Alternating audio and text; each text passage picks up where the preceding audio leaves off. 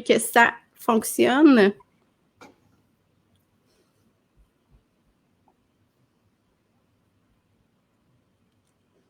Ça sera pas trop long. On va aller partager ceci. Donc, s'il y a des gens qui sont en train de se joindre à nous, ça sera pas trop long. Je vais juste partager ceci sur ma page personnelle. Bon, ça n'a pas l'air à fonctionner. Je vais le partager tout à l'heure dans ce cas-là. Petit problème technique, ça ne fonctionne pas. Bon, on va y aller comme ça. Donc, bonjour à toutes les gens qui sont ici aujourd'hui. Aujourd'hui, j'ai vraiment l'honneur, l'immense cadeau, l'immense privilège de recevoir Martin Latulippe, auteur de best-sellers, coach, conférencier, entrepreneur et c'est également mon mentor de l'Académie Zéro Limite. Je reçois Martin aujourd'hui parce que je voulais qu'on parle un peu. Martin dit souvent meilleur humain, meilleur demain. Et le contexte actuel, Martin, tu vas être d'accord avec moi, fait en sorte que on vit une panoplie de changements. Les entrepreneurs, les gestionnaires, les chefs d'équipe actuellement, ils subissent un paquet de changements en fait. Puis moi, ce que je voulais aborder avec toi aujourd'hui, puis peut-être que là, je suis allée un petit peu vite dans ma présentation, peut-être que tu aurais eu envie d'ajouter sur la présentation que j'étais en train de faire, mais j'avais envie de voir, parce que toi, Martin, tu mentionnes souvent à quel point, en fait, tu sais, quand il y a des creux de vague, ça fait partie de l'entrepreneuriat, ça fait partie de la posture de leader, ça fait partie, en fait, de ces postures-là. Puis donc, ce qu'on vit actuellement, c'est ça. Donc, moi, ce que je voulais savoir aujourd'hui, Martin, c'est quand on vit des périodes comme ça, selon toi, c'est quoi qui est important de mettre en place? C'est quoi dans tous ces aspects, en fin de compte? Ben, écoute, excellente question. Puis bonjour tout le monde, les gens qui nous écoutent. Je suis vraiment content que tu m'accueilles ici aujourd'hui, Edith. C'est vraiment très, très, très gentil. Je me sens honoré d'avoir cette conversation-là avec toi. Donc, écoute, Edith, tu l'as tellement bien mentionné. Donc, la période que l'on vient de vivre présentement a amené son lot d'abord d'émotions, son lot d'incertitudes. Il y a plusieurs personnes qui l'ont super bien vécu, étaient très contents d'être en télétravail, étaient très contents de reconnecter avec leur enfant, avec leur famille, avec un train de vie un peu moins fou et un peu moins rocambolesque, alors qu'il y a d'autres personnes qui l'ont vécu extrêmement difficilement au niveau de l'isolement, au niveau d'avoir à gérer les enfants à la maison, en même temps qu'ils font le télétravail, les enfants qui crient, les enfants qui doivent faire les devoirs et qu'on doit diriger tout cela, imprimer les devoirs des enseignants et tout ça, c'était un petit peu, ça peut avoir été un peu cacophonique. Et je pense que peu importe comment on l'a vécu, je pense que la première chose à faire souvent, c'est juste d'accueillir ce qui est en train de se produire. On oublie que dans ce cas-là, présentement, il y a plein de gens qui ont voulu dire non, non, restez positif en tout temps. Oui, mais si moi, je n'ai pas envie d'être positif, mais que je suis en train de vivre un truc qui est difficile, c'est important que je l'accueille aussi. Donc, je pense que la pire chose à faire, c'est de jouer à l'autruche et de ne pas faire un inventaire solide de ce que l'on était en train de vivre et ce que ça voulait dire pour nous. Donc, c'est un peu comme un deuil. Donc, quelqu'un qui s'identifie à son travail à tous les jours, qui s'identifie à aller au boulot à tous les jours et que là, il ne fait plus ça pendant deux mois et demi, il y a une petite phase de deuil. Il y a des gens qui ont perdu leur contrôle, il y a des gens qui ont perdu leur autonomie, il y a des gens à qui on leur a imposé un confinement. Et tout ça, ça vient avec une gamme d'émotions. Donc, moi, l'accueil, pour moi, ça veut d'abord avant tout dire m'enraciner. C'est-à-dire, la première réaction que moi, j'ai fait, que j'encourageais mes leaders à faire, c'est de t'enraciner dans ce que tu es en train de vivre. Joue pas à l'autruche et accueille ce que tu es en train de vivre. Est-ce que tu es capable de nommer ce que tu vis? Il y a plein de mes clients qui disaient je suis frustré, je sens que je perds mon contrôle, injustice. Il y a des gens de qui on a fermé leur commerce et dit comme ça. 99% de leur business a été fermé. Et pendant plusieurs jours, on n'avait pas de nouvelles de qu'est-ce que le gouvernement allait faire pour nous aider. Et tout ça, ça amenait à son lot de pression. On demandait des trucs qui n'avaient jamais été demandés à des gestionnaires, à des leaders d'équipe, de mener une équipe en télétravail. Donc, je pense que la première chose, c'est de se poser la question, est-ce que je peux nommer ces émotions-là que je vis? OK? Et maintenant, ben, comment je peux le mieux répondre une fois que j'ai accueilli ces émotions-là, pas faire abstraction de la peur, pas faire abstraction de l'incertitude, pas nier que je vis de l'angoisse, mais une fois que je les ai identifiés, de me dire, OK, maintenant, comment je vais y répondre? Donc, avant de jouer le super-héros et de dire, je vais y répondre, parce que souvent, c'est ça qu'on fait, les performeurs. On se dit, OK, je vais répondre tout de suite en étant positif ou en étant fort. Mais souvent, c'est de mettre le masque de la force ou mettre le masque de la performance dès le départ. Soit c'est un réflexe de leader, on peut le voir souvent, mais moi, j'ai découvert que ma position de leadership était beaucoup plus alignée si moi-même j'étais aligné par rapport à ce que je vivais. On dirait qu'automatiquement, ça augmente mon empathie, ma compassion auprès de mes employés, mes équipes ou les leaders que je mène. Alors que si j'arrive qu'avec la force, bien souvent mes équipes, dans le passé, se sentaient déconnectées avec moi parce qu'ils se disaient comme je comprends sa posture, mais en même temps, je me sens déconnecté par rapport à ce qu'il explique parce que c'est pas ce que je vis. Exactement. Puis, tu vas être ce qu'on explique souvent, c'est qu'on a plusieurs réactions, Martin. Hein. On peut soit être inhibé, hein, on peut soit combattre ou fuir les situations qui se passent.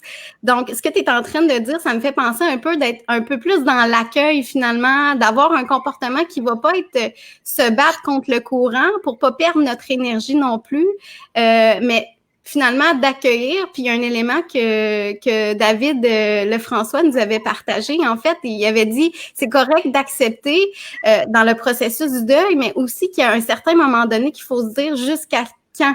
Tu sais, il faut se mettre une date aussi. Est-ce que c'est quelque chose que tu mets en place aussi ou tu y vas vraiment avec au niveau de tes émotions, ce que tu vis dans le moment? Ben, absolument. Ben, en fait, c'est pour ça que j'allais dire une fois, je l'ai accueilli, que je l'ai enraciné dans tous les angles. La prochaine question, c'est de dire, OK, maintenant, en tant que leader, je pense qu'un leader doit répondre. Donc, tu sais, une des choses qu'on a oubliées présentement, je trouve, dans les derniers mois, c'est que tout le monde s'attendait à une réponse du gouvernement. Tout le monde s'attendait à une réponse du premier ministre, que ce soit du Québec, du Canada, et on regarde les leaders. Donc, on observe le leader, voir comment il va répondre. Mais on oublie que nous, même à une échelle microscopique, en tant que père, en tant que mère, en tant que gestionnaire, il y a des gens qui nous regardent aussi. Et notre façon de répondre va être déterminante aussi dans l'énergie de l'équipe ou dans la direction de l'équipe. Donc, une fois que moi je me suis enraciné, je vais simplement me poser la question, de, OK, maintenant, comment je vais répondre par rapport à ça? Et c'est là que j'entre vraiment dans ma posture de leader, que je ramène toujours, moi, à l'entière responsabilité de dire, bon, ben, j'aime cette notion-là de leadership que Stephen Covey avait déposée, oh my God, milieu des années 90, je crois, où lorsqu'il avait expliqué que le mot responsabilité comportait l'étymologie, en fait, de deux mots, qui étaient le mot réponse et le mot habileté. Et qu'en fait, d'être un leader qui est 100% dans sa responsabilité, c'est de ne jamais oublier, en fait, que on a toujours l'habileté de répondre. Et qu'à la minute où je jette ma responsabilité sur l'économie, sur le coronavirus, sur François Legault, sur Justin Trudeau, sur n'importe quoi, dès que je fais ça, j'ai plus de pouvoir parce que je viens de lancer mon habileté de répondre en tant que leader. Donc, pour moi, rapidement, ça a été simplement de me dire, OK, maintenant, voici comment je me sens, voici comment mes clients se sentent, c'est quoi mes incertitudes, c'est quoi mes peurs. Maintenant, sur quoi est-ce que j'ai le contrôle? Et je dois prendre l'entière responsabilité de ça et maintenant de me mettre à être créatif, de me mettre à être excité même à la limite par rapport au fait que, hey, maintenant j'ai des responsabilités à prendre et l'habilité de répondre m'appartient. Maintenant, qu'est-ce qu'on va faire? Donc, nous, on a eu des événements qui ont été cancellés. On attendait des 2000, 2300 personnes. On a des voyages avec certains de nos clients qui étaient planifiés. Ces gens-là sont tous déçus. Donc, on devra, gérer leurs propres émotions à eux et aussi peut-être créer, réinventer, faire des choses qui n'ont jamais été faites. Donc, moi, j'ai trouvé beaucoup d'excitation et d'enthousiasme au fait de me dire, waouh, j'ai à faire ça là, c'est unique, c'est historique et je vais essayer de tenter des choses qui n'ont jamais été faites auparavant. Donc, à ce moment-là, c'est sûr que j'ai mis la posture de me dire, j'ai le choix de m'apitoyer sur mon sort pour revenir au point que tu faisais sur David, hein, qui dit que la souffrance est souvent proportionnelle au temps que l'on accorde à sa douleur.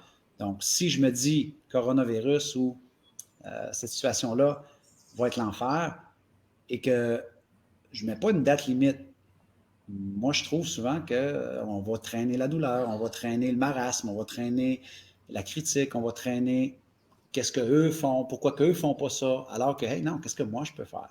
Le ramener à cette responsabilité individuelle-là. Et moi, souvent, ma femme pourrait confirmer cela, elle déteste cela de moi, mais elle admire cela en même temps. Quand je me couche, le lendemain, c'est une nouvelle opportunité qui m'est donnée. Donc, moi, vraiment, avec le coucher du soleil ou le lever du soleil, est-ce que ça fonctionne tout le temps? Non. Mais j'essaie de me dire, la seule personne que j'ai à dépasser, c'est la personne que j'étais hier. Mais maintenant, si j'y amène tous les tracas d'hier, si j'y amène tous les soucis d'hier, si j'y amène toutes les incertitudes d'hier, à un moment donné, ça va devenir lourd, ce transfert émotionnel-là de journée en journée. Alors que je peux peut-être, en tant que leader, me détacher un peu de ce qui a été aujourd'hui, en tirer les leçons et dire, wow, demain, j'ai une autre opportunité de faire ma différence, faire mon impact. Et pour moi, c'est le temps que j'accorde à ma souffrance ou à ma douleur, c'est demain, si je traîne ce qui s'est passé, si je traîne ce marasme-là, encore une fois, que je ressens parce que je m'enracine, je sais que je ne vais pas être à la hauteur du leader que je veux être pour mes enfants, pour ma femme, pour mon conjoint, pour mes équipes, pour mes employés. Alors, par contre, si je prends mon entière responsabilité, que je me dis, OK, comment je vais répondre à cela, bien là, c'est là que, en tant que leader, il faut se connaître. Tu sais, souvent, il y a des gens qui veulent être des leaders, mais ils n'ont aucune connaissance d'eux-mêmes. Moi, je le sais, par exemple, que si je mange extrêmement mal quand ça ne va pas bien, les choses vont que s'empirer. Si je dors mal, je sais que les choses vont s'empirer. Si je ne fais pas d'activité physique, les choses vont que s'empirer. Donc, le lendemain, quand je me lève, ça peut être aussi simple que revenir à mes fondamentaux, de me dire, OK, ce 24 heures-là qui m'est alloué, est-ce que je peux mieux me réveiller? Est-ce que je peux mieux m'alimenter? Est-ce que je peux bouger demain? Parce que je sais que quand je bouge, je suis plus droit, je suis dans une meilleure posture, j'ai plus d'énergie. Est-ce que je peux arrêter certaines des mauvaises habitudes que j'ai commencé à faire depuis que j'écoute la télévision, les nouvelles négatives? Qu'est-ce que je peux changer dans mon quotidien? Parce que moi, j'ai cette idée-là, Edith, tellement simple, mais qui me porte depuis tellement d'années, qu'on devient la somme de nos journées. Oui, oui, effectivement. Donc, je sais que c'est contre-intuitif un peu en leadership quand on nous dit c'est quoi ta vision dans 3 ans, dans 5 ans. Le leader est tellement responsable de la vision, mais en même temps, pour moi, c'est comme oui à la vision. Mais si cette vision-là va prendre place, c'est parce qu'il y a quelqu'un qui, dans le ici et maintenant, va avoir fait des foutues bonnes journées. Et moi, j'essaye beaucoup, beaucoup, beaucoup de me ramener énormément dans le ici et maintenant pour comprendre que c'est le seul futur qui existe, c'est maintenant. C'est ça, on crée notre futur aujourd'hui, finalement. Exactement, exactement. Et je sais que ça prend une certaine foi ou un laisser-aller ou un détachement, mais en même temps, pour moi, à l'époque où j'étais un leader qui était vraiment dans la vision de 10 ans, 5 ans, des objectifs, honnêtement, je me perdais parce que je finissais par me définir par l'atteinte ou non de mes objectifs. Ça me démotivait quand je voyais que l'objectif me glissait d'entre les doigts. Et quand que j'atteignais mon objectif, j'en voulais d'autres. Ça devenait quasiment à la limite addictif. Alors que maintenant, j'ai une cible, je sais où est-ce que je vais aller. Mais je sais que le meilleur leader que je vais être, c'est quand je suis extrêmement présent, quand je fais attention à mes fondamentaux, quand que j'ai eu une journée de merde, je la laisse derrière moi, je m'enracine, qu'est-ce qui s'est passé, mais qu'est-ce que je peux changer demain? Parce que c'est la première responsabilité du leader. La semaine passée, je faisais une entrevue avec un entrepreneur au Québec qui s'appelle Christian Genet, qui est le fondateur de Bouddha Station, qui lui voulait réinventer, il veut encore en fait réinventer la façon dont les gens mangent au bureau, parce qu'il avait réalisé que les gens qui travaillent fort, souvent dans un contexte de bureau, travaillent beaucoup, mais ils mangent très mal. Le muffin, la pâtisserie, le café avec du sucre, les boissons énergisées. Et lui, il a créé toutes sortes de belles alimentations saines qui livre dans les bureaux du Québec, dans les grandes sociétés. Et une de ses clés qu'il partageait, c'était qu'il fait confiance à personne qui ne prend pas soin d'elle-même, incluant lui-même. Et ce que ça veut dire, c'est que quand il a mal dormi, quand il mange mal, ça nous arrive tous, il ne prend pas des grosses décisions parce qu'il ne se fait pas confiance. Alors, mais là, ça en revient à la connaissance de soi. Mm-hmm. C'est-à-dire que quand on a un leader et qu'on nous a donné ce privilège-là exceptionnel d'accompagner un groupe et de co-créer quelque chose de spécial et d'unique avec eux, il ne faut jamais cesser cette connaissance de soi-là parce que le plus qu'on se connaît, le plus qu'on connaît nos forces, le plus qu'on peut déléguer au sein de notre équipe, nos zones où est-ce qu'on n'est peut-être pas aussi performant. Mais pour moi, c'est un truc dans ma boussole, après m'être enraciné, après voir c'est quoi mes responsabilités pleinement. C'est clair que tout ça, dans le trame de fond, c'est basé sur ma connaissance de moi-même. Puis je partage exactement cette vision-là que tu as, Martin. Puis dans tous tes enseignements, généralement, ce que tu mets en place, c'est aussi le savoir-être au service de nos savoir-faire, de nos savoir-faire faire. Fait que c'est un petit peu la même chose en leadership. Quand tu as ta position soit d'entrepreneur ou de leadership, entrepreneur, on a plus une position de faire croître l'entreprise, de continuer toutes les stratégies d'affaires, tout ça. Puis quand on est en position de leadership, comme actuellement, il y a peut-être des gestionnaires, des chefs d'équipe qui vont nous écouter, en fait. Puis eux, ils ont à se gérer eux, mais ils ont à mobiliser les équipes aussi qui vivent actuellement des gros changements dans les entreprises. Donc, dans le fond, toutes les astuces que tu nous mentionnes depuis tantôt, c'est beaucoup en ce qui a trait au savoir-être d'abord, c'est de se connaître, de savoir même jusqu'au point où qu'est-ce qu'on ingère, qu'est-ce qu'on consomme, qu'est-ce qui fait qu'on est dans l'énergie. Donc, je trouve ça super intéressant. En fait, tu as raison, mais en fait aussi, je trouve que lorsqu'on entre, par exemple, dans des stratégies de savoir-faire, si elles prennent leur fondation dans un savoir-être, la stratégie tactique qu'on va appeler, elle est archi plus puissante. Oui. Donc, par exemple, on peut se dire, OK, savoir-être, OK, donc comment mes employés se sentent aujourd'hui, il y a beaucoup d'incertitudes, ils vont perdre leur salaire. Si je me mets déjà dans un savoir-être énorme, mais que je sais qu'une stratégie qui va sortir de cela, savoir-faire, c'est et si on appelait nos clients, et si j'appelais mes employés aujourd'hui personnellement, un après l'autre, pour leur dire comment ça va toi? Là, j'apprends à prendre tes nouvelles. Donc là, on est plus dans le faire. Mais en même temps, le faire est déposé sur l'être. Et si on essaie de faire comme qu'on faisait avant, ben, c'est sûr qu'on ne va pas, selon moi, bénéficier de toutes les nouvelles possibilités que présente cette situation-là unique. Il y a quelques jours, on faisait une réunion mondiale avec des entrepreneurs que j'accompagne de partout dans le monde. Et jamais de ma vie, j'aurais pensé faire un Zoom avec de l'alcool, déguisé, parce que tout le monde était déguisé, okay? Et qu'on avait tout un déguisement particulier, que là, on se retrouvait dans les salles de rencontre et on revenait et on riait, les gens jouaient de la musique, un 5 à 7 social avec alcool sur Zoom, mais encore une fois, de se dire comme, hey, comment qu'on peut utiliser quelque chose qu'on n'a jamais utilisé pour ça, mais qu'on peut briser les barrières et faire différemment, mais encore une fois, pourquoi? Parce que l'être de notre organisation, c'est des valeurs de présence, de générosité, de camaraderie. On veut connecter réellement avec l'humain. Mais si on se dit, oui, mais on ne peut plus faire ça parce qu'on ne se rencontre pas et on était supposé être au Portugal, donc ça ne sera jamais pareil. Mais oui, mais si tu es accroché dans le passé et tu es accroché dans l'ancienne façon de faire, bien, ça se peut que tu ne réussisses pas à transposer l'être dans une nouvelle façon de faire. Je pense que ce qui est important, c'est que les organisations ne perdent pas leur valeur. Même si on ne peut plus se voir au bureau, même si on est en télétravail, même s'il y a beaucoup d'incertitudes, quelles sont nos valeurs? Et dans chacune de nos actions maintenant, dans le faire, dans le tactique, dans le stratégique, n'oublions pas qui on est, n'oublions pas la mission, qui on sert, qu'est-ce qu'on sert et en quoi c'est important pour nous. Et ça, selon moi, c'est le moteur de chaque région, peu importe ce qu'on est en train de vivre. Et ce n'est pas fini là, ce qu'on est en train de vivre. Là. Selon moi, il y a encore beaucoup d'incertitudes au niveau économique, au niveau professionnel. Exactement. Fait que comment on fait, en fait, justement, parce que tout ce que tu viens de me dire, tu dis souvent comment passer d'un mindset fixe à un mindset de croissance, finalement.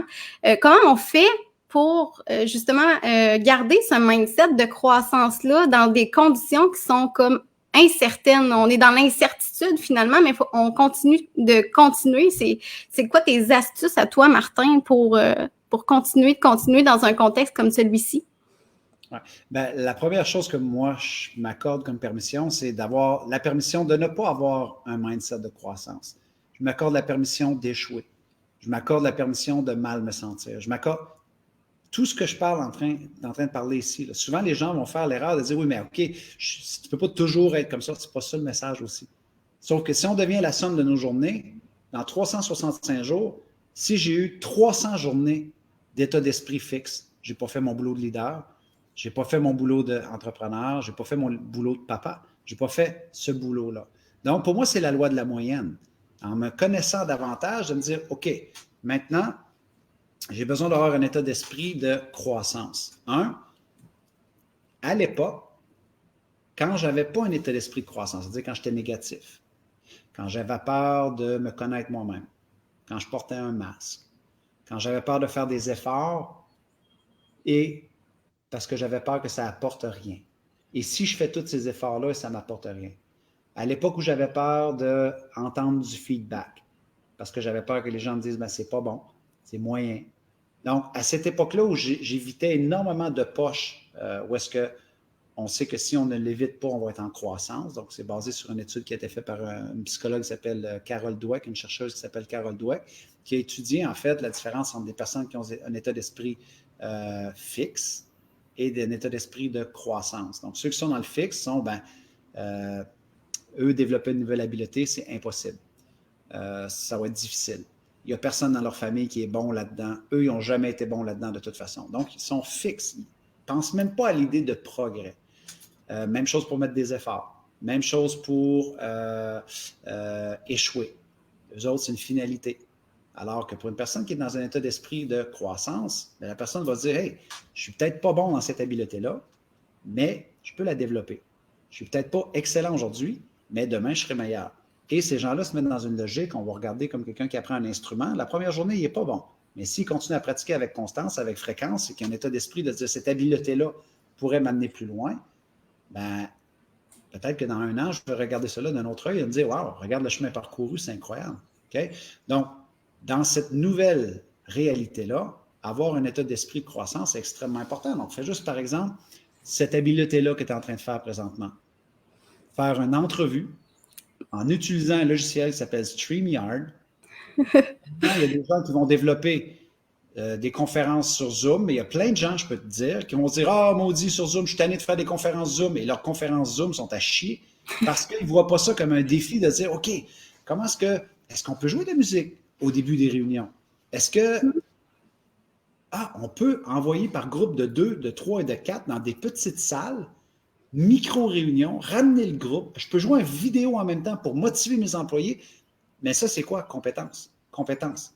Et je devrais faire des efforts pour acquérir une nouvelle compétence, mais en même temps, si c'est basé sur une valeur d'excellence dans notre organisation, d'être créatif, d'être unique, de s'amuser, de créer une fibre humaine avec nos employés, je vais développer la compétence. Donc, pour moi, quand il arrive un truc extrêmement difficile comme ça, dites moi-même, même chose pour mes équipes, mes employés, de dire comme, hey, quelle est la compétence que vous pensez qu'on doit développer présentement, qui va être peut-être importante dans les 12 à 24 prochains mois, qu'on n'aurait jamais pensé important de développer.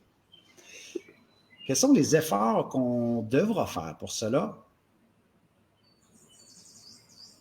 qu'on n'aurait jamais pensé devoir faire? Qui peut nous donner du feedback? Qui peut réécouter nos choses? Qui peut nous dire si ce qu'on fait est bon et pas bon? Est-ce qu'on peut apprendre de quelqu'un qui l'a déjà fait? Donc, vraiment, un état d'esprit de croissance en période d'incertitude, en période de défi, en période de « on ne l'a jamais fait ». Ben, c'est extrêmement payant. Pourquoi? Parce que ça raccourcit, selon moi, le temps d'incertitude, ça raccourcit l'insécurité, ça raccourcit les peurs. De se mettre dans ce mode d'esprit-là, il y a des gains énormes, selon moi, à le faire. Et est-ce que tout ce qu'on fait fonctionne? Non. C'est pour ça que je m'accorde la permission de dire comme, hey, on l'a tenté. Mais encore une fois, si un échec est une finalité, c'est clair que tu ne vas pas réessayer d'autres choses. Si c'est le genre de culture que tu as à l'interne, qu'un échec est une finalité, tu n'encourages pas tes employés à amener des idées. Tu n'encourages pas tes employés à prendre des risques, à proposer des façons innovantes. Donc, nous, on l'essaye, on va le réessayer, on va l'ajuster, on va l'améliorer. Et des fois, on va dire, waouh, c'est exceptionnel. Mais il y a d'autres fois qu'on va dire, on l'a essayé. Maintenant, on passe à un autre appel. C'est pas un truc qu'on va garder à l'interne, mais cette culture-là, je trouve, elle apporte beaucoup d'autonomie, elle apporte beaucoup de nouvelles idées au sein de ma vie à moi, mais aussi de mes employés et de mes clients. Mm-hmm. Ben, c'est de faire attention finalement aux croyances qu'on a aussi, de les noter parce qu'il y a des entreprises, il y a des gens, des fois, ils vont dire, ouais, mais ça a toujours fonctionné comme ça. Ben, moi, je considère que ça devrait continuer de fonctionner comme ça. Mais il y a des contextes que c'est plus possible de le faire comme ça. Fait que c'est de débarquer de ces croyances-là qu'on pense vrai finalement, puis de se dire, ben peut-être qu'il y a d'autres façons de faire les choses aussi qui pourraient être tout autant intéressantes comme ce que tu nous as mentionné tantôt là, avec ton Zoom, avec les gens. Tu sais, c'était tout aussi le fun. C'est sûr que c'était différent, mais tu t'es pas empêché de mettre en place ta rencontre avec les entrepreneurs, les gens. Je me souviens plus avec qui tu m'as mentionné que tu étais, mais en fait, c'est de regarder les croyances puis mettre des choses en place par rapport à ça. Ben, absolument, parce qu'encore une fois, on est des grands nostalgiques. On est des créatures de nos habitudes. Donc, dès qu'on change nos habitudes, dès qu'on provoque un changement, souvent, ben, on sait la résistance au changement peut être assez incroyable dans les organisations, exactement pour les raisons que tu viens de dénoter ici. Ben, on l'a toujours fait comme ça, pourquoi changer si ça fonctionne, et ainsi de suite. Tu sais, je pense que cette situation-là nous a démontré en fait que une chose aussi petite qu'on est incapable de voir, qui s'appelle un coronavirus, peut venir provoquer le plus grand changement planétaire que l'on n'a jamais vu au niveau écologique, au niveau organisationnel, au niveau économique, au niveau relationnel, au niveau sociétal. C'est fou, là. Mm-hmm. Donc, ça fait juste démontrer la fragilité. Moi, je trouve, on est qui pour penser que ça devrait toujours être fait comme ça? Exactement. Il vient juste de nous enseigner, c'est comme, hey, bravo de l'avoir fait comme ça, mais maintenant, la vie t'appelle à peut-être regarder ton poste et ta position d'un autre œil. Est-ce que tu vas relever le défi? Mm-hmm. Ou tu vas continuer de vivre dans le passé et t'ancrer dans le passé en disant, oui, mais avant, c'était mieux. Non, tu sais, il y a plein de gens présentement qui disent, j'ai hâte que la vie reprenne son cours et qu'on retourne à la normale. Et en fait, moi, j'espère qu'on ne retournera pas à la normale. J'espère que ce que l'on faisait n'était pas normal. Moi, la majorité des entrepreneurs avec qui je travaille, honnêtement, ont eu des méga prises de conscience. Ils travaillaient trop. Ils disaient oui à tellement de choses qui étaient tellement inutiles, mais ils ne savaient plus comment dire non. Ils pensaient que c'était la façon dont ça devait être fait parce que c'est de même qu'ils l'avaient toujours fait. Mais en même temps, ils se disent, toutes ces choses-là que je faisais qui étaient tellement une perte de temps que parce que j'avais peur de dire non à ceci, j'avais peur de dire non à celle-ci, et jamais je veux retourner dans ce tourbillon-là de folie de vie. À cette heure que maintenant, je passe plus de temps avec mon conjoint, ma conjointe, mes enfants. Donc, il y a un nouveau équilibre, je pense, mais les gens doivent faire une prise de conscience et dire comme, hey, en quoi est-ce que je pense qu'il y a du positif là-dedans? En quoi est-ce que j'aimerais ne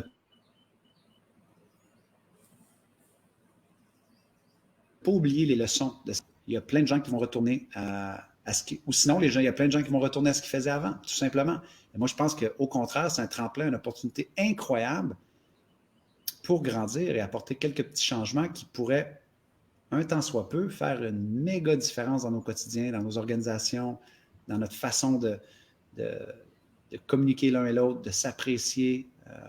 Qui aurait pensé qu'on pourrait plus se faire de câlins, qui aurait pensé qu'on pourrait plus se donner la main, qui aurait pensé que c'est fou toutes ces choses-là. Là.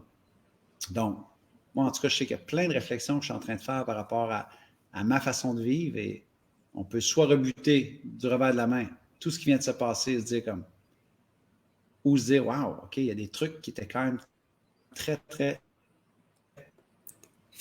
Oups, je suis en train de te perdre. Unique là-dedans que je voudrais...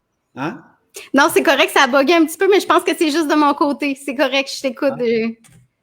Excuse-moi, ben ça se peut que ça soit moi. Donc, en fait, ce que tu es en train de dire, Martin, c'est que c'est important de faire un bilan positif de la situation aussi pour ne pas retomber dans des habitudes qui étaient un petit peu plus malsaines pour nous, peut-être avant de ce qu'on a vécu, puis de savoir, en fait, ce qu'on a envie pour la suite, de voir les belles choses aussi, de se concentrer là-dessus. C'est un 100%. 100%, absolument. Parfait. Donc, j'ai vraiment trouvé ça super intéressant, Martin. J'ai voulu parler justement de posture de leadership. Parce que en fait, tu as plusieurs chapeaux. Moi, j'ai nommé mon entreprise Authentic Management, puis je pense sincèrement que tu fais partie des personnes très authentiques selon moi, qui fait du management authentique, qui est un leader authentique, justement parce que je pars toujours de la prémisse de base, en fait, qu'un leader authentique, c'est quelqu'un qui travaille sur soi avant, tu sais, de pouvoir aller être gestionnaire de des gens, finalement, pour avoir une meilleure écoute, pour mieux comprendre les autres, il faut mieux se comprendre soi-même. Puis, dans des situations comme on vit actuellement dans les organisations, pour soi, autant que pour soi, pour sa santé personnelle, mais pour que ça aille bien aussi dans les organisations, c'est important, je pense, de se regarder nous pour pouvoir être à l'écoute des autres par la suite. Fait que je pense que tu nous as donné une tonne de trucs, une tonne d'astuces. Je sais pas, Martin, moi, ce que j'aime dans ce que tu présentes souvent, c'est tu as souvent des comment qu'on appelle ça, des phrases, voyons, des phrases qu'on se répète, là, comment qu'on appelle ça. Ça, c'est moi, avec mes actions inspirantes imparfaites, j'oublie ce que je veux dire. Des affirmations, Oui, des des mantras. affirmations, des trucs, des questionnements puissants aussi en terminant. Est-ce que tu aurais justement des questionnements puissants ou des affirmations que tu te poses peut-être à chaque matin, justement, vu que tu nous mentionnais vivre un petit peu plus au jour le jour présentement dans ce contexte-ci, qui pourrait peut-être être bénéfique pour les gens qui nous écoutent, justement? Cool. Ben, écoute, certainement. Donc, une première question que moi je me pose présentement, c'est comment vais-je avoir davantage de clarté? Et cette question-là, de la façon dont moi je la décortique, c'est de deux façons. Numéro un, je me pose la question, qu'est-ce qui est le plus important pour moi maintenant? Et là, je fais le tour de toutes mes sphères de vie. Pour avoir davantage de clarté comme leader, je vais me poser la question, qu'est-ce qui est le plus important pour moi présentement avec mes enfants? Qu'est-ce qui est le plus important pour moi présentement avec ma relation, avec ma conjointe? Qu'est-ce qui est le plus important pour moi présentement pour ma santé? Qu'est-ce qui est le plus important pour moi au niveau de mon organisation, dans ma compagnie? Pour aller à l'essence, en fait, de qu'est-ce qui est important, qu'est-ce qui est essentiel, parce que ça doit avoir mon attention comme leader. Okay? Et une fois que j'ai fait cette roue-là ou ce questionnement-là, là, je me pose une question de leader à moi-même. Est-ce que mes pensées et mes actions sont en cohérence avec ce que je dis qui est important? Parce que pour moi, la clarté d'un leader vient avec sa cohérence et son alignement. Tu sais, j'ai passé des années, Edith, à penser que le leadership, c'était une question d'accomplissement. Le plus que j'accomplissais, le plus que j'étais un leader. Et j'ai réalisé qu'en fait, l'endroit où j'étais le plus puissant comme leader, c'est pas quand j'étais dans l'accomplissement, c'est quand j'étais dans l'alignement.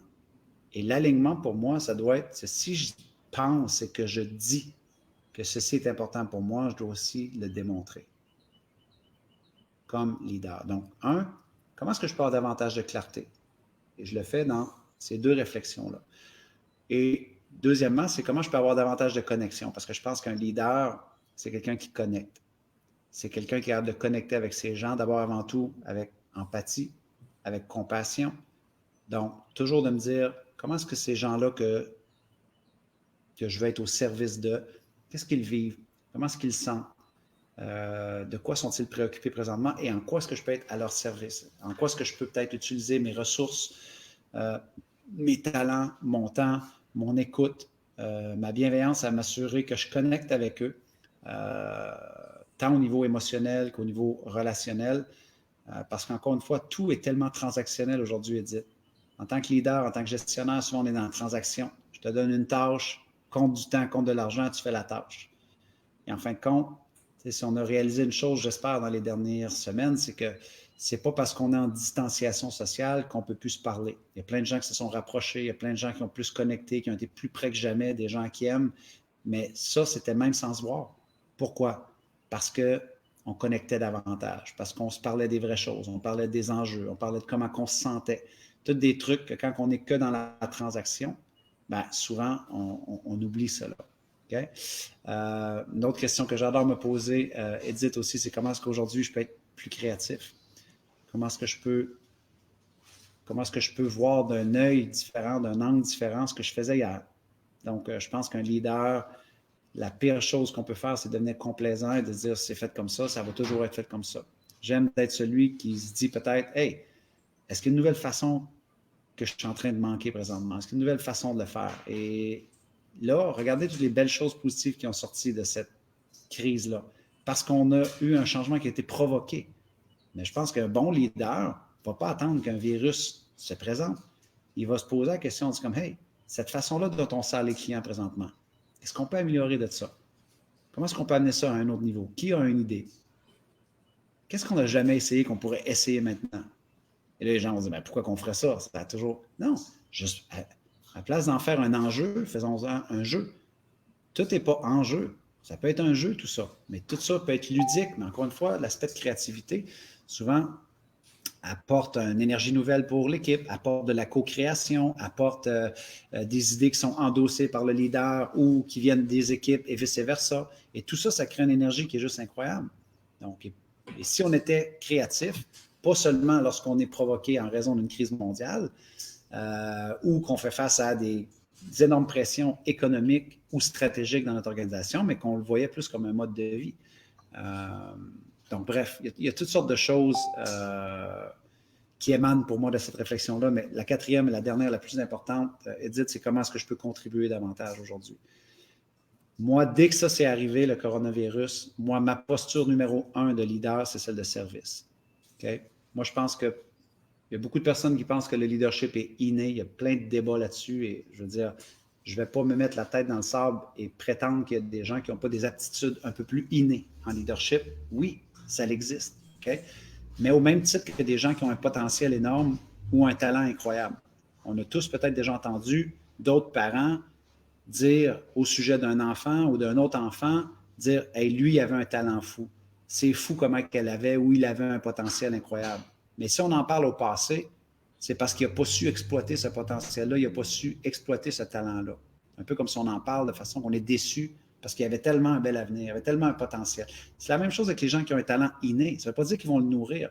Donc, pour moi, le leader apprenant qui comprend que, hey, en vivant des expériences, en provoquant des expériences, en te formant, en t'éduquant, en te connaissant toi-même, en entraînant ton leadership, à prendre des décisions difficiles, à faire des rencontres difficiles, à communiquer davantage, à améliorer ta communication, à améliorer ton écoute. Un leader apprenant est toujours sur la côte ascendante dans sa croissance de leader. Mais ultimement, le leadership qui est accessible à tous et à toutes, c'est le leadership de service.